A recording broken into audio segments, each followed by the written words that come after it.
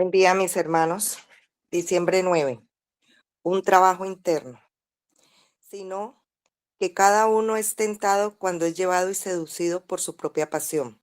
Después, cuando la pasión ha concebido, da a luz el pecado. Y cuando el pecado es consumado, engendra la muerte. Santiago 1, 14, 15. Cada pecado es un trabajo interno.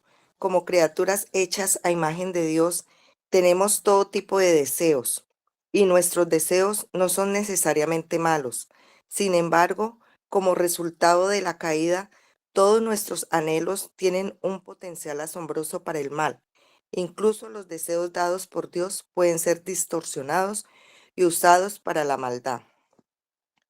Somos maestros en explicar nuestra propensión al mal, como culpa del diablo, nuestros compañeros, herencias o medio ambiente.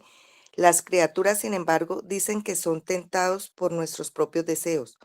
Para todos nosotros, la tentación a desobedecer a Dios y satisfacer nuestros deseos, ya sea que estos sean malos o distorsionados, nace de nuestro interior.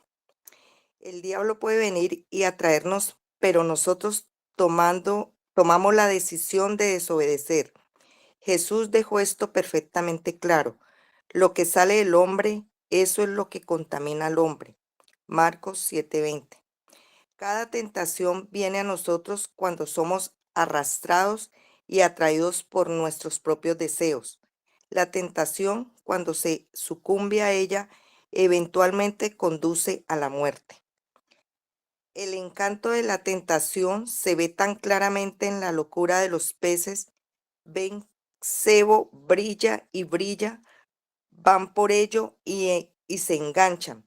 Si el cebo es lo suficientemente atractivo, los peces pueden ignorar el anzuelo. ¿Somos realmente muchos más inteligentes que los peces? Si el cebo se ve agradable, tratamos de convencernos de que no hay gancho allí, pero el gancho está allí. Cuando el pecado es consumado, engendra la muerte. El camino del pecado conduce al destino del juicio, y en el camino marca nuestras vidas de manera que el tiempo nunca borrará, aunque en su misericordia Dios puede redimir incluso esto. Mientras vivamos en esta tierra, nunca estaremos exentos de la tentación. En Génesis, Dios advierte a Caín: el pecado yace a la puerta y te codicia, pero tú debes dominarlo. Génesis 4:7. Esta es una imagen reveladora. El pecado siempre está esperando dentro de nosotros, siempre está listo para dominarnos. Decídete entonces a lidiar con cada avance invasor del pecado. Es una batalla diaria. Hoy rehúsa permitir que tus ojos divaguen, que tu mente contemple o que tus afectos corran detrás de cualquier cosa que te aleje de Cristo. ¿Cómo? Al aprender a cuestionar tus deseos, preguntando: ¿es este un deseo piadoso que debo alimentar o un deseo pecaminoso que debo combatir? Y aprender a usar la armadura de Dios. Sobre todo, tomen el escudo de la fe, con el que podrán apagar todos los dardos encendidos del maligno. Efesios 6:16.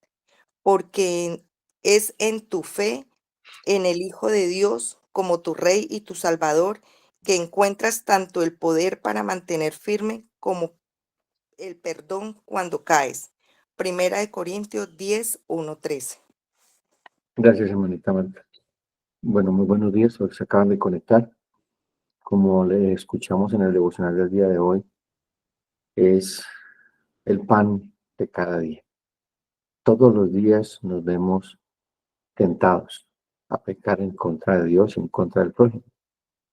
A pesar de que ya somos creyentes, la tentación es latente y mucho más ahora que sabemos de que el pecado tiene una paga, que es la muerte.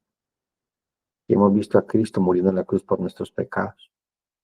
En nosotros mora una vieja naturaleza. Esa naturaleza sigue estando allí. Y esa naturaleza es la que nos motiva a pecar. La pregunta es, ¿cuál de las dos naturalezas estás alimentando? ¿Esa vieja o la nueva naturaleza que tenemos en Cristo? Porque algo que tenemos que tener claro es que todo aquel que está en Cristo una nueva criatura es. ¿Eso qué significa? En nosotros hay un nuevo hombre, una nueva mujer, un nuevo corazón, un hombre espiritual, una mujer espiritual, que ella es libre. Escuchen esto, libre del pecado. Es decir, la paga del pecado es muerte. Ya la muerte no está en señoría de nosotros. Cristo ha pagado por nuestra cuenta. Ya no somos hijos de ira, somos hijos de Dios. Pero estamos propensos a pecar. Estamos propensos a ser tentados todos los días. La pregunta es, ¿qué es lo que te está llevando a ceder ante la tentación? ¿Qué pecado es el cual tú puedes enseñorearte de él, como Dios le dijo a Caín, que el pecado está a la puerta y tú te enseñorearás de él o él se enseñoreará de ti? ¿Cómo estás enfrentando las tentaciones? Una cosa que es muy clara que debemos aclarar, pero debemos exponer esta noche de día, es que ser tentados no es pecar. Pecar es caer en la tentación. Cristo fue tentado 3 veces y venció la tentación. Y sabemos cómo la venció cuando la venció con la escritura. Escrito está. Y una dependencia absoluta de nuestro santo y buen Dios. Cuando nosotros nos desconectamos de Cristo, nos desconectamos de la vida verdadera, fácilmente vamos a caer en las tentaciones, en el lazo del enemigo. Entonces vamos a leer el texto que nos corresponde el día de hoy. Santiago 1:13 al 15. Cuando alguno es tentado, no diga que es tentado de parte de Dios, porque Dios no puede ser tentado por el mal, ni él tienta a nadie, sino que cada uno es tentado cuando de su propia concupiscencia es atraído y seducido. Entonces la concupiscencia después de que ha concebido, da a luz el pecado, y el pecado siendo consumado, da a luz la muerte. Entonces, amada familia, hoy veremos a la luz de las Escrituras cómo somos tentados, quién nos tienta, cómo la tentación opera y cuál es la fuente de la tentación. Lo primero que vemos en este texto que nos entrega hoy el Señor es que la tentación no proviene de Dios, ni Dios tienta a nadie. Una cosa es la prueba, otra cosa es la tentación. Aunque son dos palabras similares, hay que aplicarlas al contexto. Entonces, aunque Dios en su soberanía opera para su gloria en las dos circunstancias, tanto en la prueba como en la tentación, porque todo es permitido por Dios, todo es controlado por Dios, todo es dirigido por Dios. Pero por eso les aclaro, Dios no puede ser tentado ni tienta a nadie, pero sí está en control de la tentación y la puede usar para su gloria, para mostrarnos qué tan frágiles somos, para mostrarnos qué cosas horribles hay en nuestra vida, para buscarlo y correr hacia Él. La prueba, y vamos a definir qué es lo que hace la prueba. La prueba está diseñada por Dios, escuche, la prueba sí está diseñada por Dios. Proviene de Dios para probar nuestra fe y ser perfeccionada. Los conflictos provienen muchas veces de las pruebas que Dios permite para beneficio de los creyentes en consolidación de su fe. Pero también pueden proceder de las tentaciones. Santiago, en este texto que estamos estudiando, introduce aquí una prohibición expresada en una forma enfática, que nadie diga que es tentado por Dios, y que Dios no puede tentar a nadie. Y que esa tentación que te ha llevado a llorar amargamente por tu pecado, no fue producida por Dios, pero sí dirigida por Dios, sustentada por Dios. La palabra utilizada es la misma, tanto para prueba como para tentación. La distinción se establece por el contexto. Aquí el entorno no son las pruebas, sino las tentaciones que conducen a la caída moral de aquel que es tentado. En 1 de Pedro, capítulo 1, versículos 6 y 7, dice, en lo cual vosotros os alegráis, aunque ahora por un poco de tiempo, si es necesario que tenga que ser afligidos por diversas pruebas. Es la misma palabra, pero diferente contexto. Para que sometida a prueba vuestra fe, mucho más preciosa que el oro, el cual aunque perecedero, se prueba con fuego, sea ya en alabanza, gloria y honra cuando sea manifestado Jesucristo. Las pruebas son permitidas por Dios, pero Él no interviene en las tentaciones, es decir, no provienen de Él. Dios usa las pruebas para madurar el carácter de todos y no nosotros como creyentes. Dios en ellas hace que aprendamos a esperar pacientemente en Dios. La prueba que tú estás viviendo, este momento difícil en tu vida, tiene propósito. ¿Qué propósito? Perfeccionar la fe y aprender un fruto, que se produzca entonces un fruto que llama la paciencia. Es la palabra upomone, que significa pacientemente esperar en el Señor. Esa capacidad sobrenatural que Dios nos da para estar tranquilos, aunque la vida duele, para estar confiados, aunque no estemos en control, porque Dios siempre está en control. Santiago 1, 2 al 4 nos dice, hermanos míos, tener por sumo gozo cuando os halléis en diversas pruebas, sabiendo que la prueba de vuestra fe produce paciencia, mas tenga la paciencia sobre completa para que seáis perfectos y cabales sin que os falte cosa alguna. Es la perseverancia en las pruebas que el creyente recibe promesas y recompensas. Las pruebas tienen en sí un fin positivo. Mire lo que dice Santiago 1:12, que es el texto que antecede el que estamos exponiendo. Bienaventurado el varón que soporta la tentación, porque cuando haya resistido la prueba, recibirá una corona de vida que Dios ha prometido a los que le aman. Entonces las tentaciones, por el contrario, no buscan perfeccionar, sino caer. Pero la tentación en sí misma no es pecado. Por tanto, ella siempre contempla un aspecto negativo.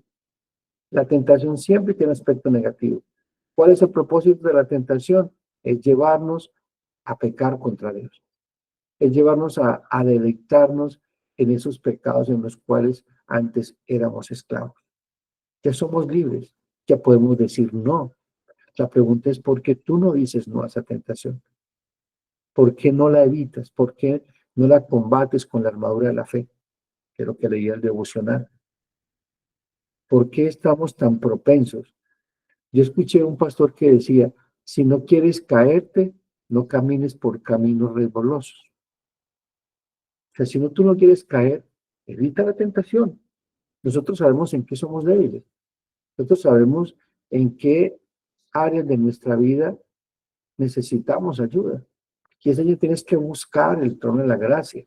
Y ahorita vamos a ver cómo el Señor Jesucristo nos ayuda cuando somos tentados. Acusar a Dios del origen de la tentación es buscar una justificación que generalmente pasa para la caída. Lo que Santiago intenta transmitir es la imposibilidad de que Dios, en su bondad y santidad absoluta, pueda inducir a alguien a cometer el mal.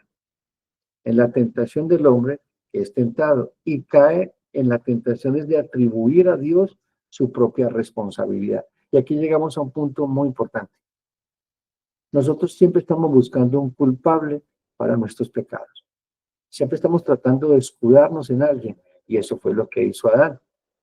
Le echó la culpa a Dios de lo que él había hecho. Mas Jehová Dios llamó al hombre y le dijo, ¿dónde estás tú? Y él respondió, oí tu voz en el huerto y tuve miedo, porque estaba desnudo y me escondí. Y Dios le dijo, ¿quién te enseñó que estabas desnudo? ¿Has comido el árbol que yo te mandé que no comieses? Y el hombre respondió, la mujer que me diste por compañera me dio el árbol y yo comí.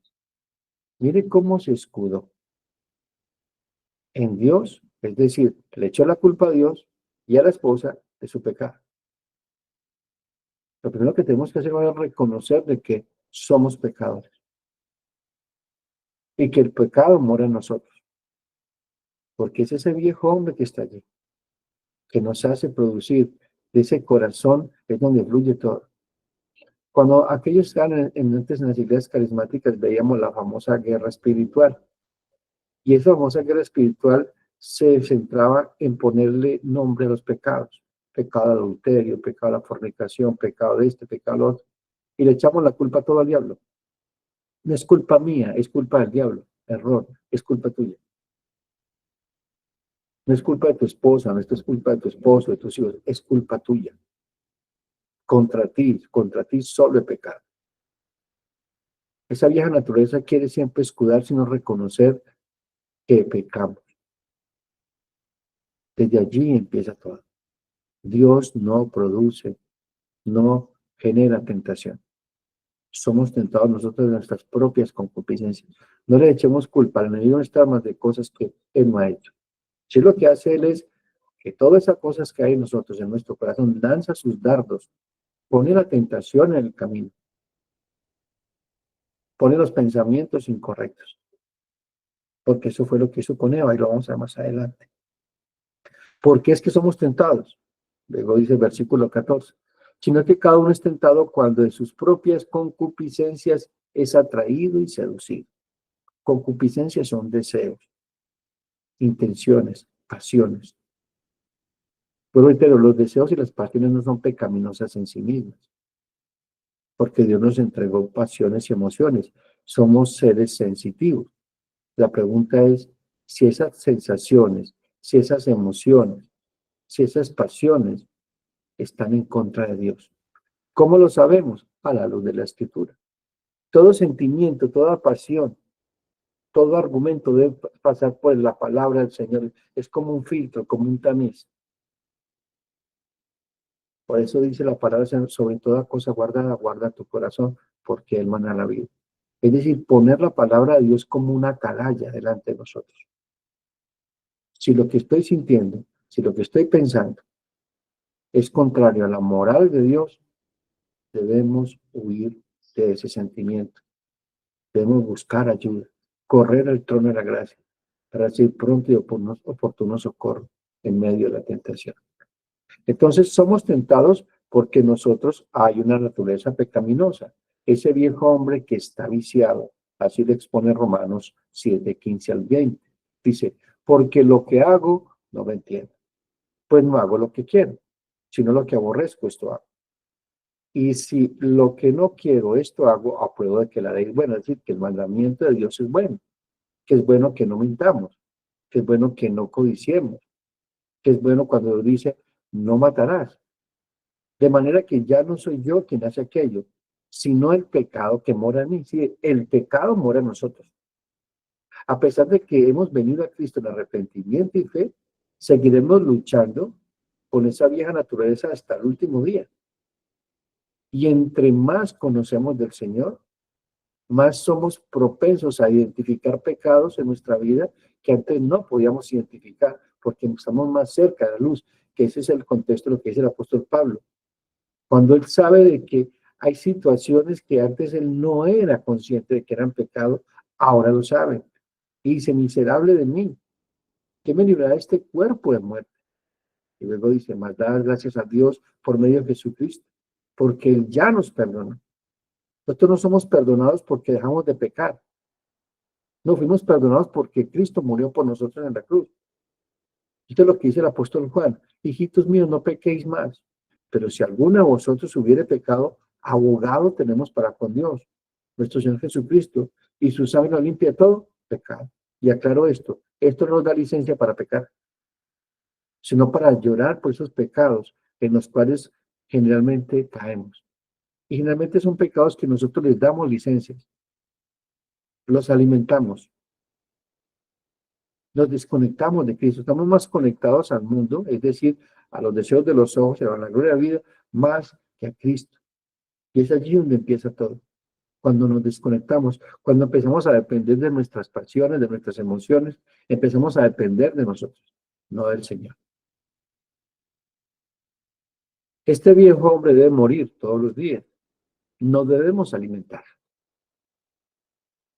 Romanos 13:14 dice, vestíos del Señor Jesucristo y no proveáis para los deseos de la carne.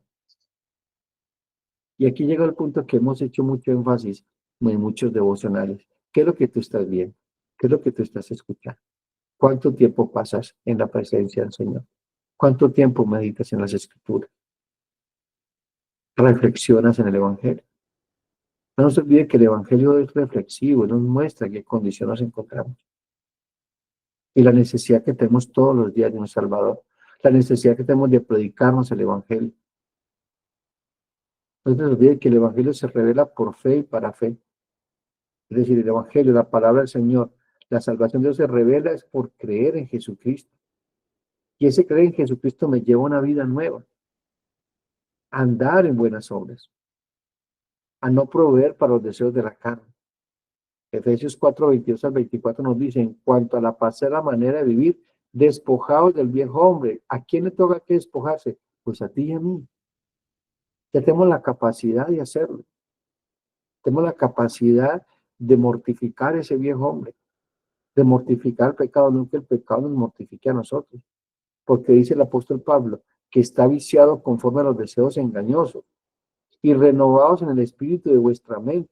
Es lo que les decía, renovar el entendimiento. ¿Cómo tú renuevas tu manera de pensar? Pues obviamente en la escritura, meditando en el evangelio, poniéndolo por obra. Somos lo que pensamos. Y luego dice, y vestidos del nuevo hombre, creado según Dios, y escuchen esto, en la justicia y la santidad, la verdad. Ese nuevo hombre es según creado Dios en justicia, perdón, santidad y verdad. El enemigo de nuestras almas no es el culpable de todo cuanto pecamos, les decía ahora. ¿Por qué? Porque Mateo 15, 19 dice, porque del corazón salen los malos pensamientos, los homicidios, los adulterios, las fornicaciones, los hurtos, los falsos testimonios, las blasfemias. Mire que todo eso está en el corazón. Y el enemigo de nuestras almas lanza sus dardos de fuego. Como si el corazón estuviera lleno de pólvora. La pregunta es, ¿ver venir esos dardos y los esquivas? Mire lo que dice en 1 Corintios, el apóstol Pablo nos enseña algo muy importante. Dice, porque las armas de nuestra milicia no son carnales, sino poderosas en Dios para destruir, ¿qué? Fortalezas, argumentos y toda altivez que se levanta en contra del conocimiento de Dios. Y escuchen esto, llevando cautivo todo pensamiento a la obediencia de Cristo. ¿Qué fortalezas has levantado para no hacer la voluntad de Dios? ¿Qué argumentos tú tienes que están contrarios a Dios, su moral, su carácter, que estás atesorando en tu vida? Y luego dice orgullo, altivez. Hay que llevar cautivo todos los pensamientos a la obediencia de Cristo. E identificarlos es como un antivirus. Está identificando todo virus en el computador o en el celular que nos va a destruir, que va a dañar el programa. Pero nosotros no podemos vivir a expensas, andar por el mundo como si no estuviera pasando nada. No se olvide que el enemigo anda como león rugiente buscando a quien devorar. Luego dice, ¿cuándo somos tentados? Cuando de sus propias concupiscencias es atraído y seducido. En lugar de responsabilizar a Dios, cuando somos tentados debemos culpar a nuestra propia naturaleza. Aunque la tentación sea inducida por Satanás, el último responsable en la caída somos nosotros, a causa de nuestra naturaleza adámica heredada, es decir, ese viejo hombre. En todo no existe diferencia, cada uno, porque no existe un ser humano que no haya heredado el pecado y con él las concupiscencias de todas esas pasiones, toda esa imagen de Dios distorsionada en nuestra vida. Cada uno de nosotros no nos damos cuenta de que la fuente del mal reside en el interior de cada uno y que las causas son producidas por el pecado original. La concupiscencia, deseo del corazón, actúa inducida por el pecado, pero sigue siendo responsabilidad de nosotros porque es propia y de cada uno. Aunque esto nos arrastra a la caída, proviene el pecado. Es decir, el pecado mora en nosotros. Ya lo vivimos ahorita en Romanos capítulo 7. Y ese pecado va a producir una tentación. O sea, seducirnos, va a tratar de cautivarnos, de arrastrarnos. Como decía el devocional, es como un pez viendo la carnada. La ve deseable, codiciable. Y entonces sigue la carnada. Y detrás de la carnada, pues obviamente está el anzuelo. Entonces la tentación originada en y por la concupiscencia tiene lugar continuamente, como lo indica el verbo que está diciendo aquí el escritor Santiago. Es tentado siempre, es un presente indicativo, expresa una acción continuada. No es que te tienten un día y nunca más, no, todos los días, en cada momento, en cada instante. Por eso es que tenemos que estar conectados a la vida verdadera, conectados a Cristo. No dejar que nuestra mente divague. Es estar alertas. Es estar alertas en cada momento, en cada instante. La concupiscencia, elemento actuante en la tentación, es el intenso deseo. Escuchen esto, es el intenso deseo hacia algo que es contrario a la moral de Dios o le roba la gloria a Dios. Y aquí hay algo importante. Sabemos cuando ese deseo intenso está contra el mandamiento de Dios. Pero también se puede convertir en un pecado algo que es lícito, que se vuelve ilícito. Voy a poner un ejemplo. Dios te regala un trabajo y das gloria a Dios por el trabajo y bendito Dios porque nos da trabajo. Pero ¿qué pasa cuando ese pecado empieza a robar ese deseo de trabajar, empieza a ser incontrolable y empiezas a perder de vista que Dios te lo dio, empiezas a abandonar la conexión con Dios, dejas de congregar y te vuelves esclavo del trabajo. Podemos identificar cuando ese pecado nos está robando el tiempo de Dios. Cuando estamos más ocupados en ir a trabajar y en hacer esto y hacer lo otro y perdemos de vista el tiempo que tenemos que tener para nuestra familia. Si es que algo legal se puede convertir en ilegal. Entonces, la atracción sigue la seducción. De la misma manera, el escritor utiliza aquí la forma verbal siendo seducido, es decir, quedando atrapado. En 1 Corintios 11, el 1 al 3, mira lo que dice el apóstol Pablo. Porque os celo con celo de Dios, pues os he desposado con un solo esposo, es decir, con Cristo, para presentaros como una virgen pura a Cristo. Pero me temo que como la serpiente con su astucia engañó a Eva, vuestros sentidos sean de alguna manera extraviados de la sincera fidelidad de Cristo. ¿Y qué es lo que está diciendo el apóstol Pablo? El contexto es de que van a llegar con un falso evangelio. Es que van a llegar con palabras que dicen que son de Dios, pero no son de Dios. Y eso fue lo que usó Satanás porque pone en enfoque a Eva. Mira lo que dice Génesis 3, 4 al 6, donde empezó todo. Entonces la serpiente dijo a la mujer, no moriréis. Dios ya había dicho, ya van a morir. Dios le dijo, ciertamente morirán si comen del árbol del fruto del conocimiento del bien y el mal. Y Satanás lo que dice es, no van a morir. Y aquí llega el argumento. Aquí llega la tentación. Sino que sabe Dios que el día que comáis de él, serán abiertos vuestros ojos y seréis como Dios. Mire que puso una idea. En la mente de Eva puso una idea. Van a ser como Dios. Es mentira. Dios te está mintiendo. No van a morir. No te va a pasar nada. Y eso es lo que nos dice la tentación. Dale. No te va a pasar nada. Y lo tenaz es que a veces pasa, es que pecamos y realmente en este momento no pasó nada, pero va a pasar. Dios te da tiempo para que te arrepientas. Entonces, como no pasó nada, entonces sigue y sigue siendo atraído, estás enganchado, ya va a producir una situación difícil. Y lo vamos a ver más adelante a través de la vida de David, cómo él fue tentado y cayó en esa tentación. Y escuchen algo, nadie peca deliberadamente, es decir, usted salió a pecar y no es que cayó en pecado, no, nosotros caminamos hacia el pecado, le damos licencias, permitimos que la tentación empiece a atraernos, a seducirnos. Entonces dice, no moriréis, sino que sabe Dios que el día que comáis de él serán abiertos vuestros ojos y seréis como Dios, sabiendo el bien y el mal. Y escuchen esto, y vio la mujer que el árbol era bueno para comer y que era agradable a los ojos, y el árbol codiciable para alcanzar la sabiduría. Mire, porque antes no lo había visto, solo cuando Satanás le puso la idea. Codiciable para alcanzar la sabiduría, y tomó de su fruto y comió, y dio también a su marido, el cual comió, y así como con ella.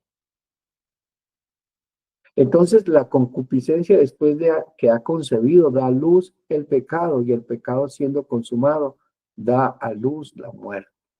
La ilustración de que Santiago nos muestra aquí puede ser más precisa para describir el proceso de la tentación y sus consecuencias, de la seducción a la satisfacción, pasando por el placer, el consentimiento y los efectos del pecado.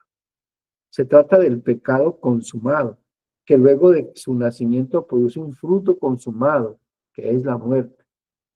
En la ilustración se presenta a la concupiscencia como si tuviese capacidad de reproducir, de dar a luz. El verbo expresa una idea de tomar juntos, es decir, tú, o sea, tu voluntad junto a la tentación van a trabajar en equipo. Y de aquí llega el punto, ¿dónde está tu corazón? ¿Quién es tu Señor? ¿Cuál es el objeto de tu deleite? Y mire que aquí llega un punto, más buscad primero el reino y su justicia y las demás cosas serán añadidas. Y empezamos a ser atraídos por la creación, es decir, por las bendiciones de Dios, más que por estar en la presencia de Dios. Y nos puede pasar. Y creemos que estamos caminando bien, pero estamos pecando contra Dios. Cuando Dios no ocupa el primer lugar. Cuando Dios no es el objeto de mi deleite. Como dice el primer mandamiento. Amarás al Señor tu Dios con todo tu corazón, con toda tu mente, con toda tu alma y con todas tus fuerzas. Y a tu prójimo como a ti mismo. Aquí no está diciendo el verbo que usa Santiago es consentimiento voluntario. Es decir, nos rendimos a esa tentación voluntariamente. No ponemos resistencia. Es decir, proveemos pasos deseos de la carne. No nos abstenemos. Esa palabra engendrar o concebir, como resultado de la acción seductora a la que se refiere antes, lo que es engendrado en este caso es el pecado. Y no está pensando en un pecado determinado, una manifestación puntual del pecado, sino en el resultado pecaminoso en general. Acuérdense de David, aquí llegamos a ese punto. Segunda de Samuel 11, 1 al 3. Aconteció que en el año siguiente, en el tiempo que salen los reyes a la guerra, esto es importante. El adulterio de David empezó aquí. En el tiempo que los reyes salen a la guerra, David envió a Joab y con él a sus siervos y todo Israel y destruyeron a los amonitas y sitiaron a Raba. Pero David se quedó en Jerusalén, es decir, no fue a la guerra. Él dijo, ellos pelearán por mí. Él tenía que ir a la guerra y no lo hizo. Sucedió un día, al caer la tarde, que se levantó David de su lecho y se paseaba sobre el terrado de la casa real y vio desde el terrado a una mujer que estaba bañando, una mujer que se estaba bañando, la cual era muy hermosa. Él vio a la mujer porque no se retiró de la terraza. Y envió David a preguntar por aquella mujer y le dijeron: aquella es Betsabé, hija de Eliam, mujer de Urías el Eteo, diciendo: esa mujer es casada. Aparte de ser casada, es la hija de uno de tus consejeros. Y aparte de ser hija de sus consejeros, es la esposa de uno de tus generales. Y a pesar de que le dijeron todo eso, él no le importó. Y la mandó a llamar y tuvo relaciones sexuales con ella. Pecó contra Dios, pecó contra el prójimo. ¿Cuáles fueron las consecuencias de ese mirar? Pues ya lo sabemos. El hijo lo persiguió para matarlo 3 años, le quitó su reino. Un medio hermano violó a una media hermana, hija de David. Absalón mató al hermano. La espada nunca se levantó de la casa de David. Mire al punto que lleva la tentación. Y cómo esa tentación lleva a un pecado tan horrible como el que cometió David. Y las consecuencias tan fatales. Bueno, nosotros no tenemos el control ni de la tentación, del pecado. No sabemos las consecuencias del pecado. La paga del pecado es muerte. No sabemos cómo se va a manifestar esa muerte. Una separación absoluta de Dios. Es una gestación pecaminosa porque procede de las concupiscencias, es decir, de las pasiones, de los deseos incontrolables, las pasiones fuertes, esos deseos que dominan nuestra vida. ¿Cómo podemos estar firmes cuando somos tentados? Todos somos tentados desde muchos frentes, sean internos o externos. La tentación es un problema diario para cada uno de nosotros. Por eso es crucial para nuestro caminar en el Señor que aprendamos a luchar contra la tentación. ¿Qué herramientas poseemos para ello? ¿Y cómo hacemos frente a los ataques del mundo, Satanás y nuestra propia carne? Mientras más armas tengamos para luchar esta guerra espiritual, mejor será nuestra oportunidad de victoria en cada una de ellas. Uno de los temas más importantes del Nuevo Testamento, amada familia, con respecto a Jesús, es que Él es, en su oficio mesiánico, tiene que cumplir muchas responsabilidades, una de las cuales es satisfacer el papel del segundo Adán. Recuerde que el pecado entró por el primer Adán y Cristo es nuestro segundo Adán, nuestro Redentor. Pero Él también iba a ser tentado e iba a derrotar al enemigo en esta santa. Mire cómo Satanás trata de tentar a Jesús. Mateo 4, el 1 al 4. Entonces Jesús fue llevado por el Espíritu al desierto para ser tentado por el diablo.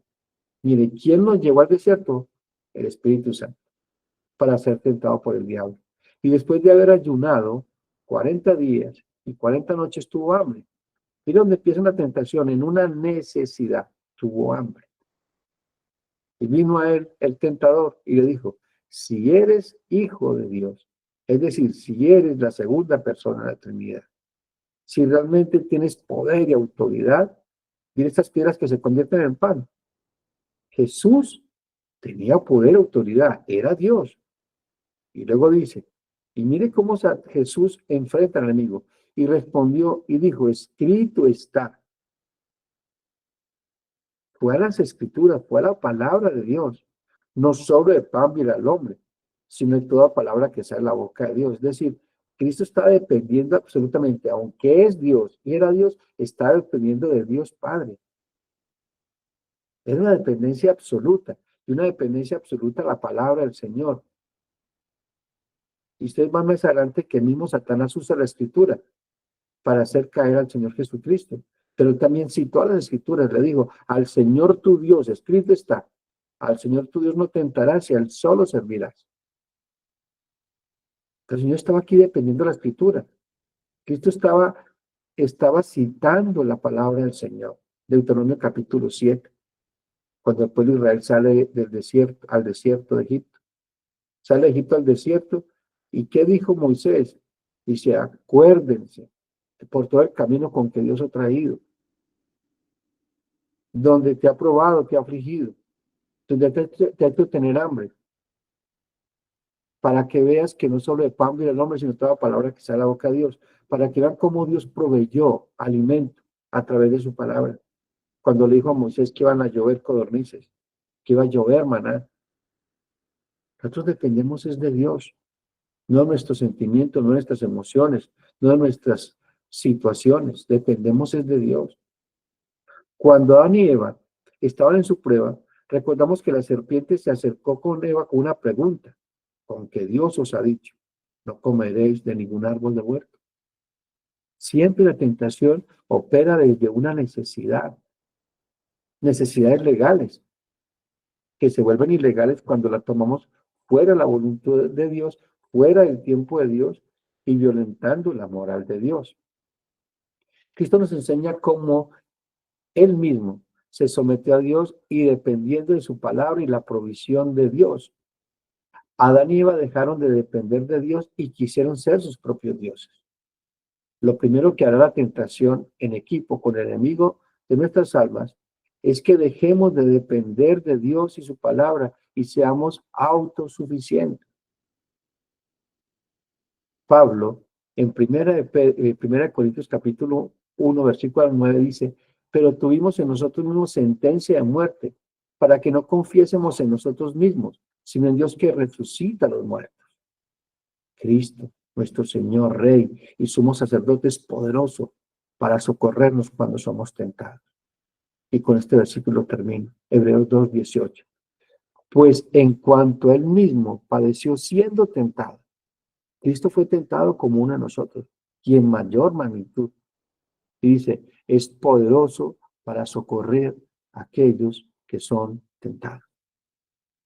Cristo está con nosotros todo el tiempo y nos está hablando al corazón por medio del Evangelio.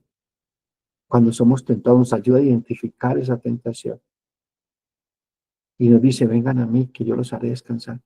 Vengan a mí, confiadamente, que recibirán pronto y oportuno socorro. Es allí donde radica todo. Por eso es que la gran necesidad que tenemos de estar en total dependencia del Señor y de la bendita palabra de Dios. Mira lo que dice Santiago 4:7. Someteos, pues, a Dios. Resistir al diablo y él huirá a vosotros. ¿Qué es someternos a Dios? A su voluntad, a su palabra, a su señorío, a su provisión, a todo lo que es Dios. En Él es la fuente de nuestro deleite. Es la fuente de nuestro gozo. En Él está todo lo que necesitamos. No en nosotros, no en el mundo, ni mucho menos en el enemigo de nuestras almas.